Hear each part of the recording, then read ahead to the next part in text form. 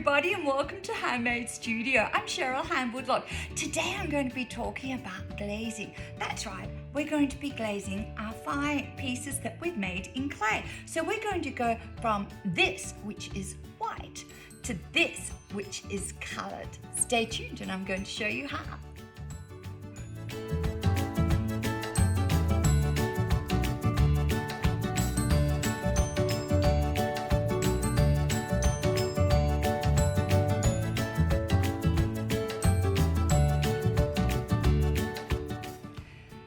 We're back. The tools that you are going to need today for this workshop.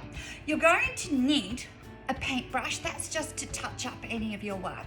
You're also going to need a pair of tweezers. We are working with very small pieces and I found the tweezers work really well for pouring your glaze.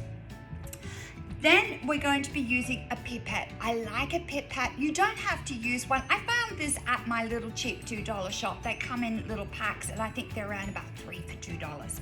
You will need a sponge. I usually have it on a little lid. That makes it easier to work with. A bucket. I've got just a little one here. You could have a bigger bucket for rinsing out and we need that for cleaning the bottoms of our work. And I've got my glaze here ready to go in a little container. You could also have a little measuring cup, that's for pouring the glaze out. If you don't have a measuring cup, you could use one of these little cups. That is a cup's worth. All right, well, we'll see you soon. Bye. Before we start glazing, we need to make sure that our glaze is mixed. Glaze is heavy, it actually settles down in the water. So you need to make sure it is mixed properly. Otherwise you won't get the right color. I can leave my paintbrush in there. That way it's easy to remember to keep mixing. You need to remix about every 2 minutes at the least, okay? Otherwise it will settle and you won't get the color that you want. We have our tiles ready. These have been bisqued in a firing to 1000 degrees centigrade. You can glaze them without firing them first, but my recommendation is to bisque first before you actually dip them in the glaze. Hold your tongs. We've got our tongs there. Got our colour, and we're just going to quickly pour that over and then let go. That is how quick and easy it is. I'll show you again. Got our tile. There. Pour it on. Done. Very, very quick. So that's for the larger pieces. For my smaller pieces, I can hold my tongs that way.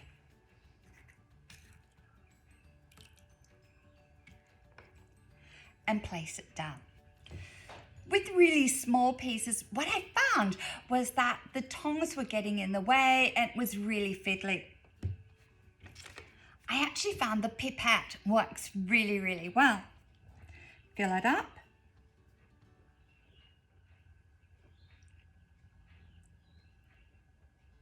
Smooth it around. Done.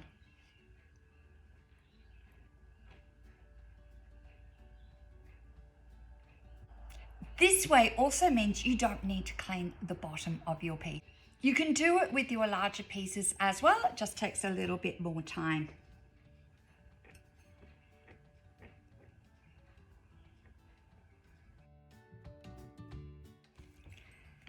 And there you go, it's all done. We've glazed our pieces, but you need to clean the bottom of your pieces. If you don't clean the bottom, the glaze melts, it sticks to the kiln shelf, which is not going to be good. You don't get your pieces back, and the kiln shelves are worth a lot of money and they get damaged. To clean the bottom of your pieces, I've got a really wet sponge. There's a lot of water in that. I've got all that glaze underneath. I need to clean it off.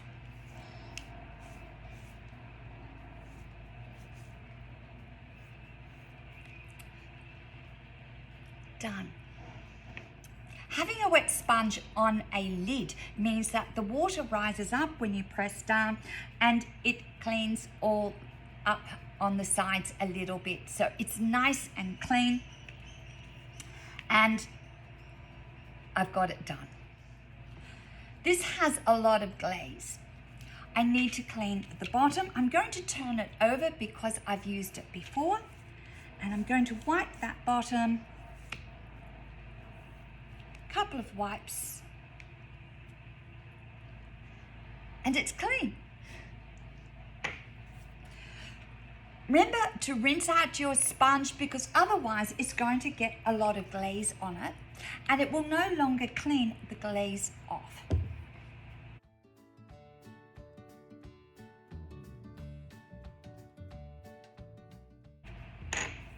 Also, my table is dirty, so I haven't been putting my pieces back where it's dirty.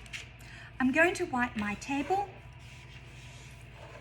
because if you put your clean bottoms back on the dirty table, you're just going to get glaze back on it. So keep your table surfaces clean. When you're handling your work, sometimes you're not gentle and the sides crack a little bit. If you've got a little bit of a chip on the side, grab your paintbrush, dip it into your glaze, and just touch it up a little bit. It's not going to give a brilliant finish, but it's better than having no glaze at all. When putting these pieces into a kiln, you can put them on the kiln shelf individually. It takes a lot of time and a lot of work, and especially when you're trying to get it into a little kiln. What I do is I put mine onto a tile. So this is a tile that I've made myself out of clay. What I'm going to do is I'm going to put bat wash onto this. That is, or kiln wash. It protects my shelves. So I'm just going to brush it on.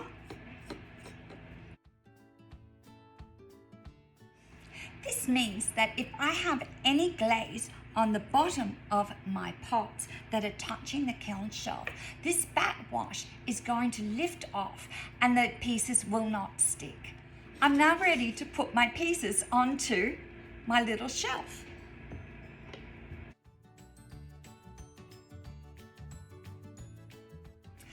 When putting your pieces on, you can't have them touching. Otherwise, when the glaze melts, they will actually glue together. So I've got these with a little bit of space between them. Now I can pick them up and easily put them into my kiln. This is my preferred method of glazing. I find it quick and easy. It's not for everyone, and I understand that. So if you want to find out more about how to glaze in different ways, watch my other videos. For now, I'm off to put these into the kiln to get these babies out so I can start playing. See you soon. Hi everybody, thank you for watching Hann-Made Studio. If you liked what you did today, could you please hit the like button and also ring that bell and subscribe. I'm Cheryl Hann-Woodlock from Hann-Made Studio with Alfred.